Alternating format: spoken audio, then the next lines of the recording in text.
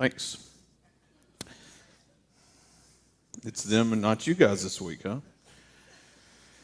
Oh, man. It's good to be with you this morning. A couple things I want to make mention of. Good morning.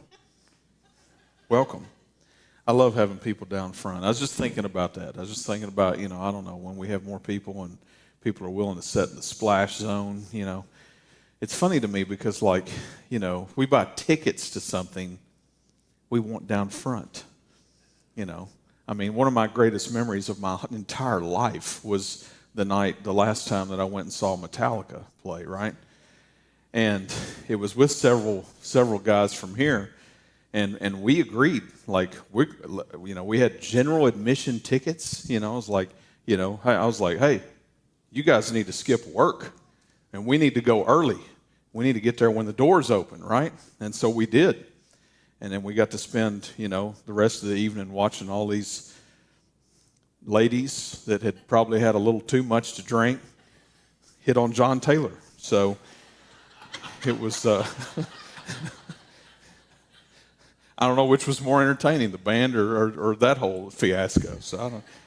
It's a lot of fun, but no, we're glad. David knows. For real though, we've had this summer we've had record numbers of people for a summer. In the last few weeks, we've hit 500 people, and right at it one week, and then we hit it another week. And for July, you guys are supposed to be, at the beach and stuff. So, but no, it's awesome, and it's and I know we've got a lot of newer folks that are hanging out with us, and we're glad that you're here. Thank you for being here, and let us know how we can help you get plugged in and feel more included on what's going on around here. We, don't be afraid to talk to us, okay? You don't have to run out as soon as it's over with. We'd love to hang out with you. So, but a couple things we'll make mention of going on. We've got the golf scramble coming up, and if you haven't signed up, but you play golf, like to pretend to play golf, any of those things, we'd love to have you. I will be there, I suppose, doing what I did last year, which is launching golf balls with an AR-15, which is pretty awesome. You can pay a little extra money to do that if you want to do that. But all the money being raised for this is going toward helping our kids and student room, that's the big room next to this room, trying to make it better, buying some equipment, buying some sound treatment, some lighting, all that kind of stuff, where our students can move fuel into there on Wednesday nights, and that our kids, even our kids' church and whatnot, would have a much better space there. And so it's just, we've got a lot of things like that we've just had on the back burner for years, and we just feel like it's time to step that up, time to do something about that. So anyway, it's for the kids. So come, bring your money, and we also got businesses that are sponsoring holes and all that kind of stuff. If you want to be a part, and even in one of those ways, just go talk to them at the front desk, and they'll get you straightened out. We also have a new grief share starting up. I know Ben will mention a bunch of this stuff later. So, but I know some of you like to slip out, at the very end or something and miss all that. So I don't want you to be completely clueless. But if you've had some loss in life, and you just know in your heart you need to probably work through some of that, you need some help doing that, that's what that's for. And man, what an impactful thing. I have already heard from so many people that went through it earlier this year. So look into that, check that out. We'd love for you to be a part of that if you feel led to do so. So cool stuff. Well, let's jump into Peter. If you've got your Bible and you want to get it out, we're going to the book of John today. Book of John, chapter 21. And if you don't have a Bible, our ushers have Bibles. They'll be glad to bring you one. Just throw your hand up, let them know you need it. You can keep it if you don't own one. We'd love for you to have it. But John 21 is where we're going today. And I think we talked about Peter, because we've been talking about Peter for the last many weeks, through the whole summer really. And the thing about Peter. And we talked about last week him denying Christ 3 times, and you guys, I'm sure, tracking with that, or maybe watched it online or whatever. But if you're not familiar, Jesus predicts at one point that Peter is going to deny him before Jesus is even crucified. And this is right here toward the end of this moment with Peter, where he is like, he's gung-ho, like, Jesus, I'm your guy. He's, cutting ears off of people and, all kinds of stuff, trying to, prove to Jesus his love and his, commitment to him and, loyalty and all these things. And so, and Jesus at some point, just kind of turns to Peter and says, Peter, here's the truth. The truth is you're going to deny me 3 times. And Peter's like, man, no way, And so, that's been kind of his attitude. I'm here with you. I'm rolling with you, all that kind of stuff. And then he does deny Jesus 3 times. And then I'm trying to give you a synopsis here since we're picking up here a little later on in the scriptures. But then, Jesus is, this is while Jesus was being arrested that he denies Jesus, but then Jesus is beaten, and then Jesus is killed, okay? And then there comes a point where Jesus comes back, he rises from the grave, which was prophesied that would happen, that 3 days later that he would come back to life. And he does that, right? And so we have Jesus alive. Peter happens to get to be one of the first people to see Jesus after he's risen from the grave. We talk about this at Easter. I've made a bigger deal out of, all that, and Peter specifically this past Easter. But, we see Peter get to be one of the first disciples, one of the first couple disciples to see the risen Jesus, to realize that this was happening and all these things.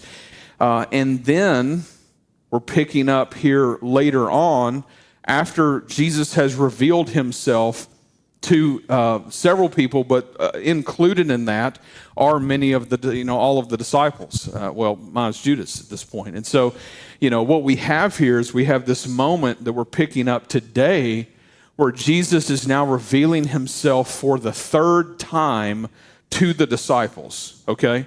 And so in this moment, there's a little more one-on-one going on. There's a little more like this is calculated going on, although on the surface, if you're just reading the passage, you may not realize, the calculations that are going on Jesus' side of things. But we want to talk about that today. Let's talk about that today. And so, we've got this moment where Peter, just imagine being Peter, okay, at this moment, and you've denied your friend. You've lied about knowing him basically to the general public at this point 3 times. And now Jesus is back from the dead, and you're still with Jesus, and you know that Jesus knows because Jesus told you were going to, and you're like, no way. And then you do, how does that make you feel if you're Peter? It makes you feel like a failure. And I think about failure in our lives. I think about all the things that I've failed at over time, and we all have these things if we look back. Now, a lot of us don't like to think about these things, but I think the truth is that failure is good for us as long as we don't let it define us. And we talked about that last week. But failure is one of those things for us that if we allow it, it will cripple us. And we've probably all struggled with that at times, but we look back on relationships and friendships and, just all kinds of stuff.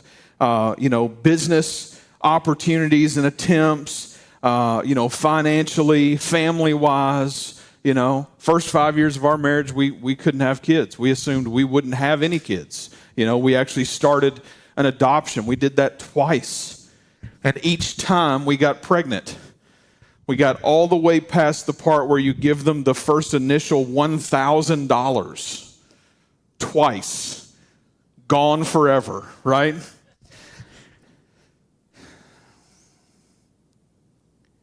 After the resurrection, Peter was one of the first ones to see him. And we're picking up today where the disciples have returned to Galilee. And if I'm Peter, I'm feeling like a failure. And what am I going to do? I'm going to go back to what I know. What's he know? He knows what a bunch of these guys know. He knows how to work. He goes back to work. And that's where we're picking up in John 21. And it says this in John 21, 1 today. It says, "After this, Jesus revealed himself again to the disciples by the Sea of Tiberias. And he revealed himself in this way. Simon Peter, Thomas, called the twin, Nathanael of Cana in Galilee, and the sons of Zebedee, and 2 others of his disciples were together. Simon Peter said to them, 'I am going fishing.' They said to him, 'We will go with you.' And they went out and got into the boat, but that night they caught nothing." They caught nothing. So here's this moment, this moment where Peter decides he's going to lead this little expedition of the boys to go fishing. Maybe he didn't know that they were all going to want to go, but they all said they're going to go. At this point, there's 7 of them, okay? So 7 of Jesus' disciples at this point. I'm imagining a little bit, maybe with a little bit of a, tail tucked between their legs, kind of a feeling, decide, what else are we going to do? Let's go fishing, right?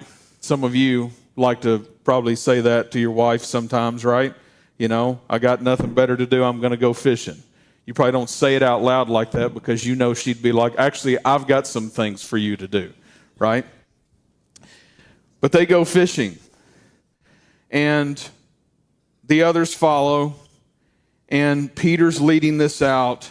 And they're going at night. And we know that because of kind of how the scriptures pan out here. We see them talk about, what's going to happen and all this kind of thing here in just a minute. But, they go at night. And a big part of, fishing at night back then, that was prime time to go fishing because you would come back with your catch fresh in the morning to sell at market.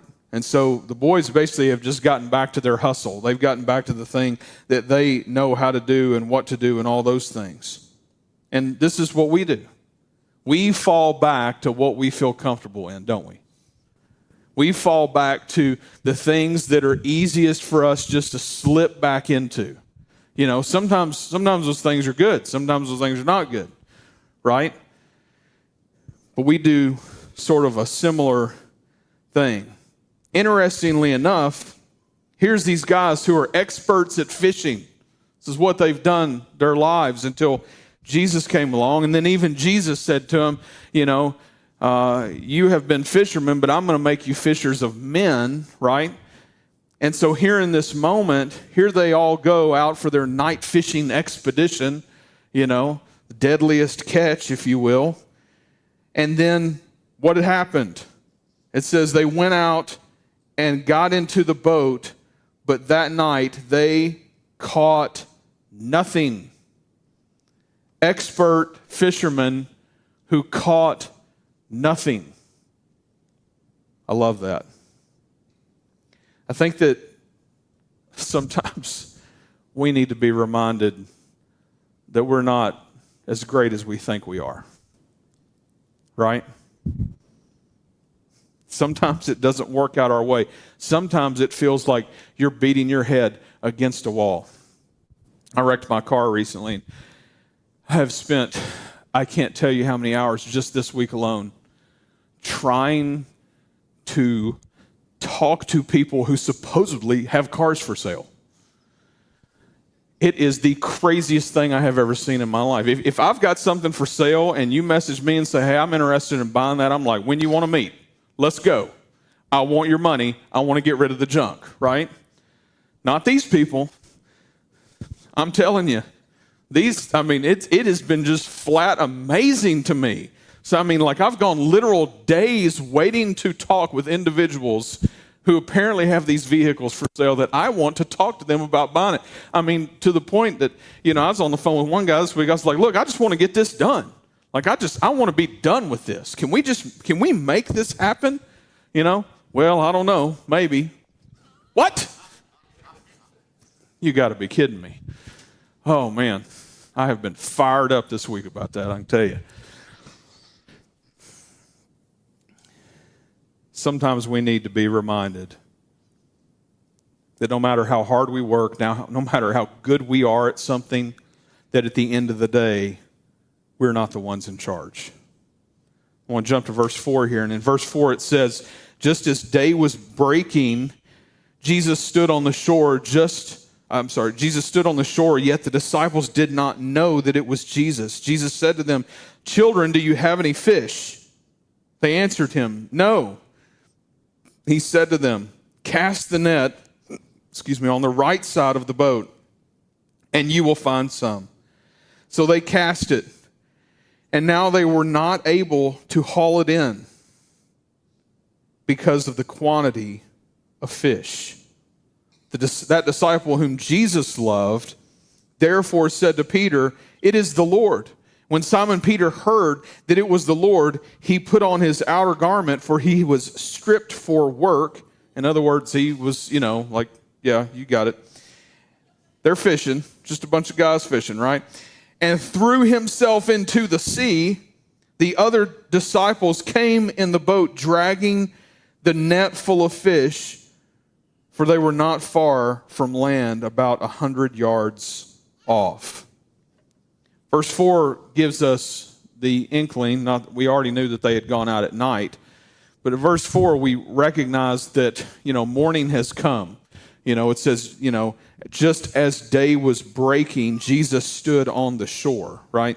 And so, here we have Jesus at the shore. They don't know it's him. He yells at them, "Hey, did you guys catch anything?" That's the fisherman talk. Like if you ever go to a dock and there's a bunch of fishermen around, that's the thing that they're asking. Did you catch anything? No? Okay, yeah. Well, that's because you don't know what you're doing, all right? So, that's what they're thinking. I may not say it out loud. They're like, "Oh, okay, yeah, well, good luck, you're fishing with that? Oh, great, good luck with that, So Jesus is like, "Did you catch anything?" "No, we didn't catch anything. We haven't caught anything." And then he responds, and it's like deja vu to the book of Luke, right? Haven't we heard this story before? Hasn't this happened before, right? And Jesus tells them, "Cast your net to the other side of the boat." Now, again, I mentioned earlier that there was a whole lot of strategy and what's going to happen through what we're studying today. And it's all over the place. This is one of those pieces of the puzzle where we see something happening that has already happened before. Something that is this reminder that God is behind the scenes doing something that we need at times in life. Furthermore, he goes on, they go on, they cast their nets to the other side. What happens? They've caught so many fish, they can't even pull the nets in. At this point, we are told that the disciple whom Jesus loved, which is John, he's writing in the third person here, right? He says, the disciple whom Jesus loved, therefore said to Peter, "It is the Lord." And when Simon Peter heard that it was the Lord, he puts on his clothes and jumps in the water. He doesn't even want to wait for the boat. He is gone. He is taken off trying to get to Jesus, right? The other disciples come in the boat, and they get to shore. And the rest followed, nets full of fish, all of this. And then we pick up in verse 9. And in verse 9 it says, when they got out on land, they saw a charcoal fire in place with fish laid out on it and bread. Jesus said to them, "Bring some of the fish that you have just caught." So Simon Peter went aboard and hauled the net ashore full of large fish, 153 of them. And although there were so many, the nets were not torn. Jesus said to them, "Come and have breakfast." Now none of the disciples dared ask him, "Who are you?" They knew it was the Lord. Jesus came and took the bread and gave it to them. And so with the fish, this was now the third time that Jesus was revealed to the disciples after he was raised from the dead. So Jesus on shore, waiting for the disciples to come in. They get there, he's already got a fire going, right? A charcoal fire. Time for breakfast. What are we having today, Jesus? Fish and bread. Fish and bread. Now, fish and bread were pretty common to eat. But I just got to believe that with all the other things that we're seeing here, there's a whole lot of intentionality on Jesus' part as to the way that this is playing out. When Jesus first sees the disciples, what are they doing? A bunch of the disciples. They're fishing. They're not catching anything. What's he tell them to do? Throw your nets out on the other side of the boat. Then you'll catch something. They kind of mumble, go ahead and do it, end up catching a bunch, can't get the nets in. Same song and dance. Here, we've got a charcoal fire. We'll get to that in a few minutes. So what we know here in a minute that we'll talk about is at least, has to bring back the memory for at least one of these guys. And then on top of that, Jesus asks them to bring some of the fish, and then he feeds them fish and bread. I think it's interesting the way that this all goes down, because if you read it, Jesus came, verse 13, Jesus came and took the bread and gave it to them, and so with the fish. And so now they're also reliving Jesus serving them food, right?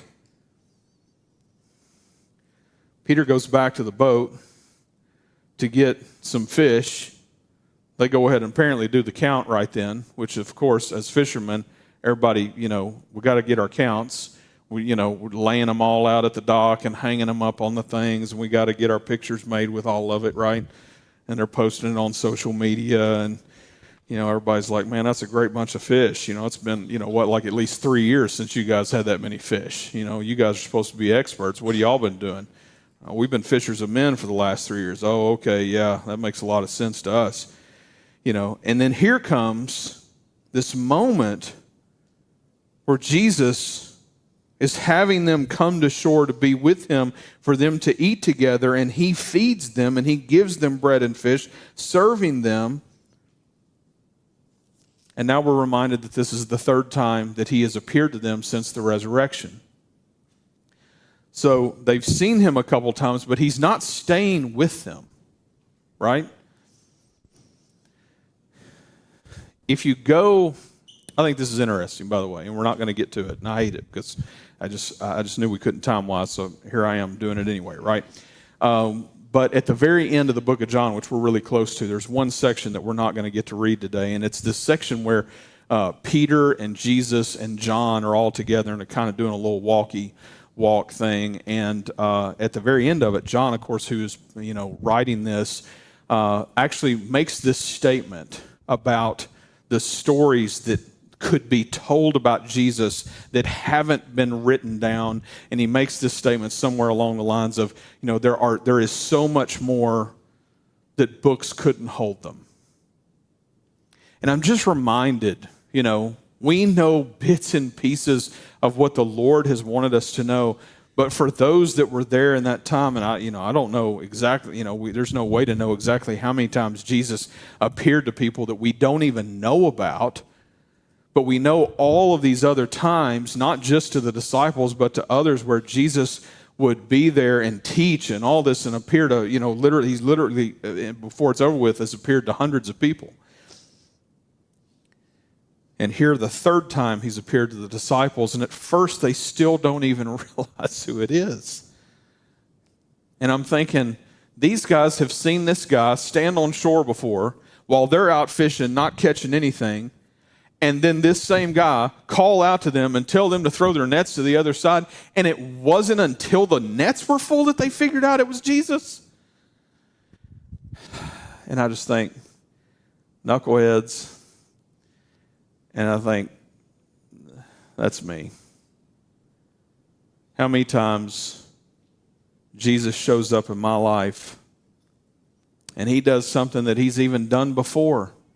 And it takes me getting to like some point in that happening before I finally realize, it's the Lord is doing something here. And I'm just that hard-headed to just now figure it out. Then we have verse 15. then we have verse 15. And I'll remind you that Jesus, before we read this, I'll remind you that Jesus predicted that Peter would deny him 3 times. And then he would deny him 3 times. And then we have verse 15. Verse 15. When they had finished breakfast, Jesus said to Simon Peter, Simon, son of John, do you love me more than these? He said to him, yes, Lord, you know that I love you. He said to him, feed my lambs. And he said to him a second time, Simon, son of John, do you love me? And he said to him, yes, Lord, you know that I love you. He said to him, tend my sheep. And he said to him the third time, Simon, son of John, do you love me? Peter was grieved because he said to him the third time, do you love me? And he said to him, Lord, you know everything. You know that I love you. And Jesus said to him, feed my sheep. Truly, truly, I say to you, when you were young, you used to dress yourself and walk wherever you wanted, but when you are old, you will stretch out your hands and another will dress you and carry you where you do not want to go. This he said to show by what kind of death he was to glorify God. And after saying this, he said to him, follow me. All right. Breakfast is over. It's time for a little one-on-one chat. Jesus kind of gets Peter off to the side here. And he says, do you love me? Do you love me more than these? And he says, yes, Lord. And he says, feed my lambs. And Simon, son of John, do you love me? Yes, Lord, you know that I love you. Tend my sheep. Third time, Simon, son of John, do you love me? It says at this point, Peter is grieved. I really believe that in this moment, this is kind of a breaking moment for Peter. I think this is referring to his overall emotional state. I think this is probably referring to his reaction to Jesus in this moment. That he's it's almost like a mixture of frustration and then also, the pain of recognizing where he is in his relationship with Jesus in that moment. At least on Peter's side, I'm sure he's probably thinking, man, I've let Jesus down. He knows I've denied him 3 times, and here he's asking me over and over if I love him or not. And to the point where he finally says to Jesus, yeah, you know everything. You know that I love you. I mean, he's speaking to the person of who Christ is at this moment, that he is all-knowing, okay? In this moment. He is admitting to him. He is testifying in that moment to Christ. You know everything. I love you and you know my heart. He says, feed my sheep. And I'm personally just imagining that Peter's probably in tears. I don't know that. Doesn't say that. But we know that he is grieved. I think he's just a mess. I think he's been a mess, if we had to guess. Just going through all this, trying to figure out what in the world is going on, and that he's turned his back on his friend, but then his friend got killed, but then now his friend's back from the dead. And at this point, Peter has no doubt that he's the Lord. I mean, he's confessing it. He's like, and not only is he confessing it, he's saying, you know my heart. You know I love you because you know my heart, because you know everything. And he's testifying. He's like, he might as well be saying, you are the Lord. You know it all already. And you're asking me this over and over. And then Jesus responds this last time, feed my sheep. Then in verse 18, he begins to tell Peter how he's going to die. I wish to read that real quick. Truly, truly, I say to you, when you were young, we're going back to Jesus bringing up something from the past here, okay? In Peter's life, it says, when you were young, you used to dress yourself and walk wherever you wanted to go. But when you are old, you will stretch yourself. You will stretch out your hands, and another will dress you and carry you where you do not want to go. Now, a couple things here. I want you to pay close attention to the fact that Jesus is bringing up when Peter was a child. And if you're paying close attention to kind of how this whole thing is rolling out, like over and over, Jesus is bringing back things from the past. Even how he is talking to Peter, what is he saying? He's not saying, hey, Peter. Oh, he's saying, Simon, son of John. What? It's believed he probably hadn't called him that regularly, at least, in probably 3 years. And in that moment, again, Jesus is reminding him of where he came from, right? And at the same time, he's asking him, do you love me? And of course, Peter's like, yes, I love you. I truly love you. And he's like, okay, feed my lambs, tend my sheep, feed my sheep. And then he tells Peter what the end of his life is going to look like.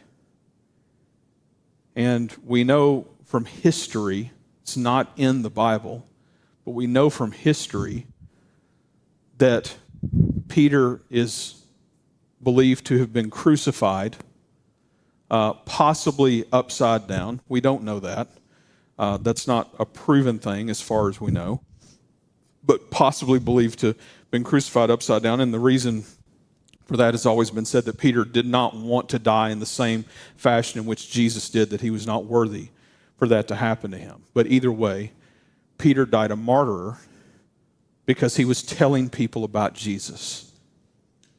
Jesus is here telling Peter, this is what's going to happen to you.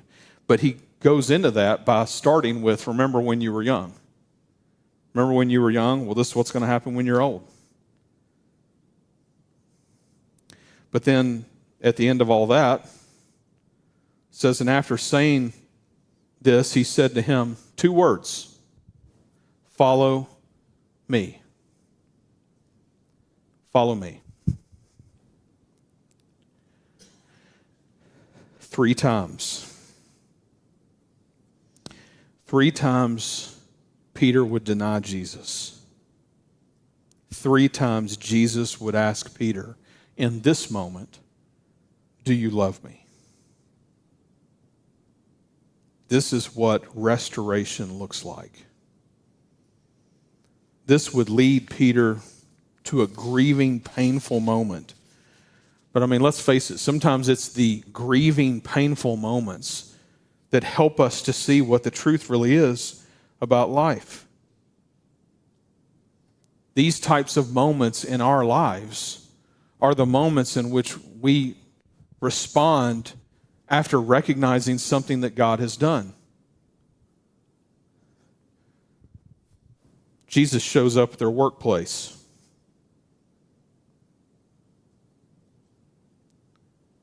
Out where they're fishing, out where they feel comfortable. He shows up with this reminder that there's really bigger fish to fry. And when he starts talking about feeding his lambs and tending to the sheep and feeding the sheep and all that, he's not talking about farm work. He's talking about his people, the great shepherd, speaking to Peter, the guy who denied him 3 times. And yet Jesus is still honed in on this guy to be the guy that he would use to do so many unbelievable things. I bet Peter thought that 153 fish, I bet they thought that day, that was amazing. Go back to the other day that Jesus had them do the same thing and they had all those fish. I bet they all thought that was amazing. But they had no idea that the whole statement of you are fishermen, but I'm going to make you fishers of men, how true that would become, that in just the very near future, shortly after this, and we'll be studying that in a couple weeks, would be them fishing for men, and it wouldn't be 153, it would be thousands. Thousands.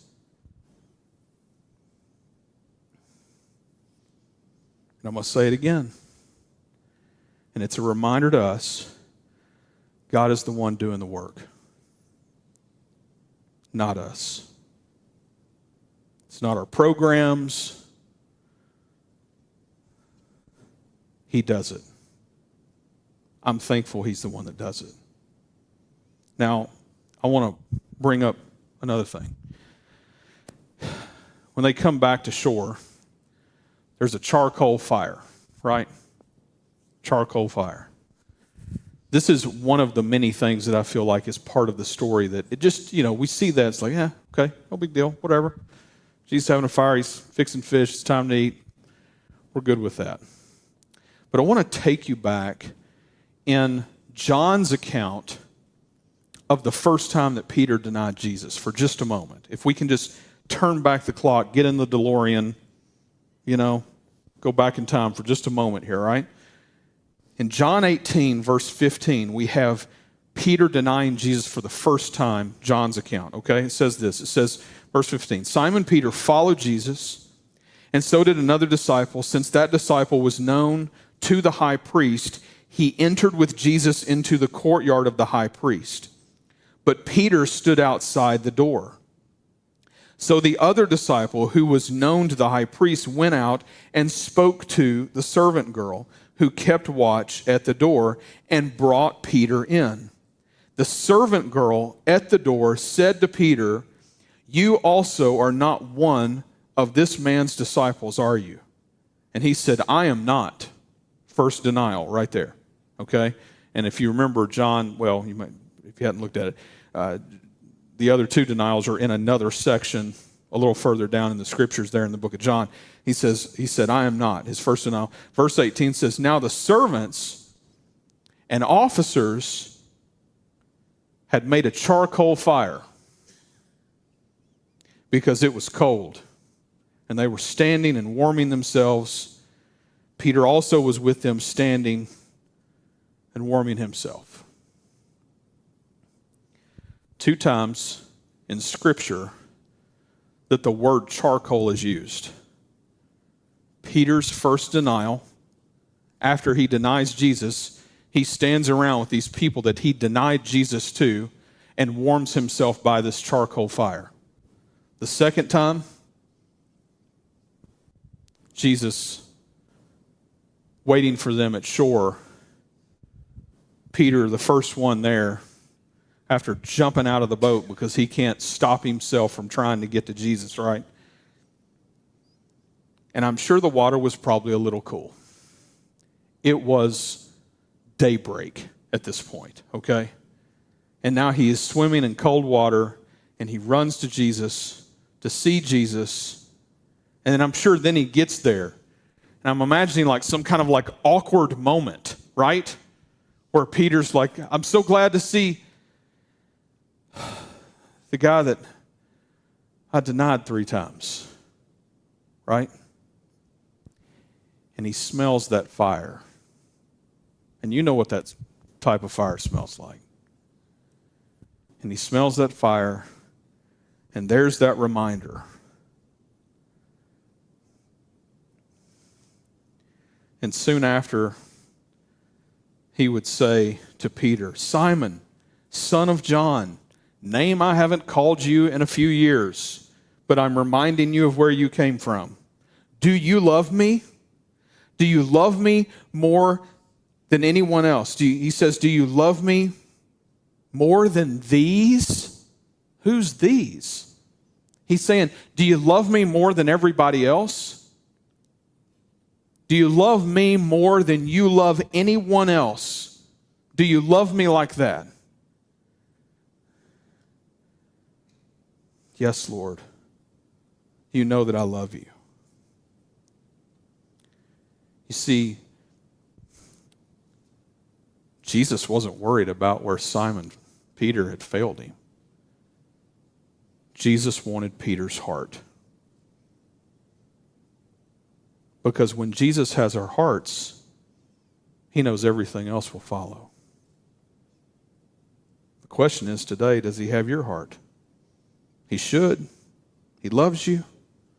He went to the cross for you. He rose again for you. He suffered for you. He made a way for you. He has a purpose for you. He created you. If you go all the way back to verse 1, in verse 1 of John 21, I just want to read that one verse real quick. It says this. It says, after this, Jesus revealed himself again to the disciples by the Sea of Tiberias, and he revealed himself in this way. 2 times in that verse, it says Jesus revealed himself. 2 times.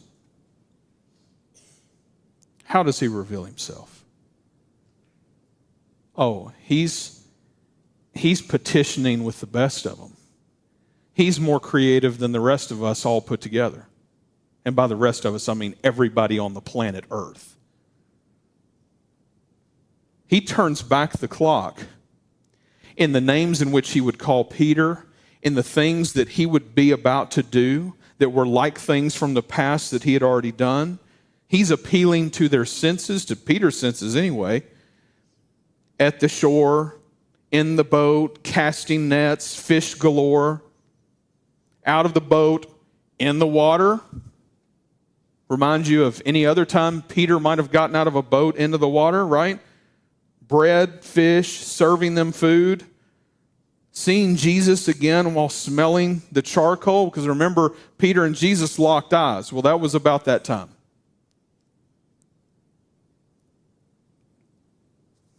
Simon, son of John. And I think about us, and I think, how hung up we get on our failures and how we let it keep us from doing anything. In fact, we let our failure predict our future, or at least we start to believe that our failure will predict our future. But I mean, look at Peter. Zach Eswine, writing for Desiring God, wrote this. He said, failure pokes the tender ribs of memory. And he's speaking about Peter. It says, failure pokes the tender ribs of memory, makes us wince. Too many storms sinking. You'll never wash my feet. Miscalculations in our faith. Too many, though everyone else forsakes you, I never will. Debacles of our pride. Too many, you will never go to the cross.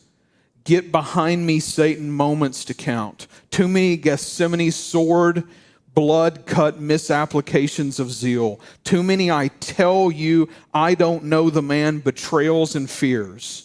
And sometimes the fault isn't ours, but the bruise still swells. You hung up on your failures? You think that because you're past, you can't move forward and serve the Lord? Look at Peter.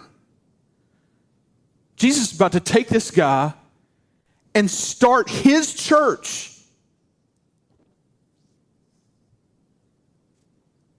And I'm reminded again, and I shared it last week, and I'm going to share it again, 2 Corinthians 12:9. But he said to me, my grace is sufficient for you, for my power is made perfect in weakness. Therefore, I will boast all the more gladly of my weaknesses, so that the power of Christ may rest upon me. For the sake of Christ, then, I am content with weaknesses, insults, hardships, persecutions, and calamities. For when I am weak, then I am strong. You know what Peter's betrayal got him?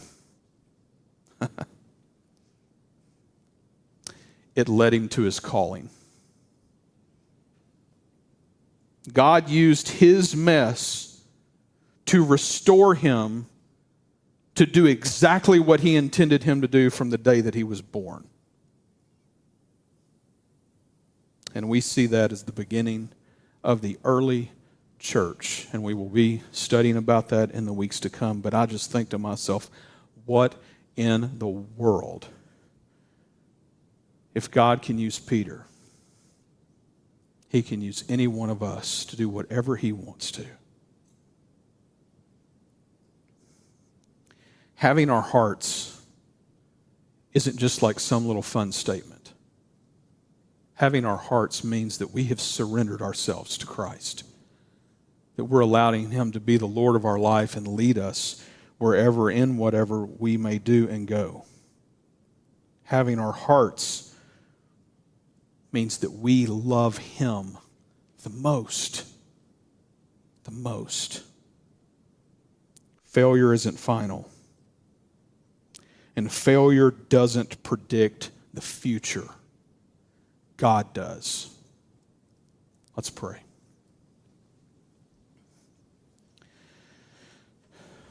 God, we come to you. I just pray that you would just help us in our hearts to follow you. God, help us to turn over the things that are captivating our hearts that are not you.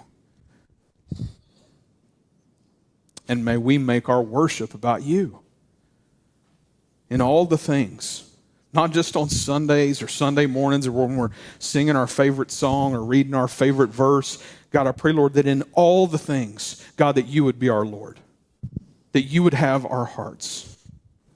God, I pray right now for anyone who has never surrendered their heart to you. God, I pray that today you would speak to them, and that you would help them to see their need for you. And God, I pray that today you would save them. God, do the work in their heart and in their life today that you have done in mine and in the lives of so many others, not because we deserve it, but because you love us and you offer us your grace. God, right now I pray for anyone that has never trusted in you. God, may they cry out to you right now and say, Lord, save me today. Be the Lord of my life today. I believe that your grace is sufficient for me today and the rest of my life. God, do that work in their hearts. God, I pray, Lord, that they would speak with somebody about that before they leave here today. God, for those of us that are believers, Lord, help us. Help us to be reminded today, Lord, that our failures are just opportunities for you to work, for you to move, for you to restore. And God, I pray that you would do that in us today and use us for your glory. We ask this today in your Son's name.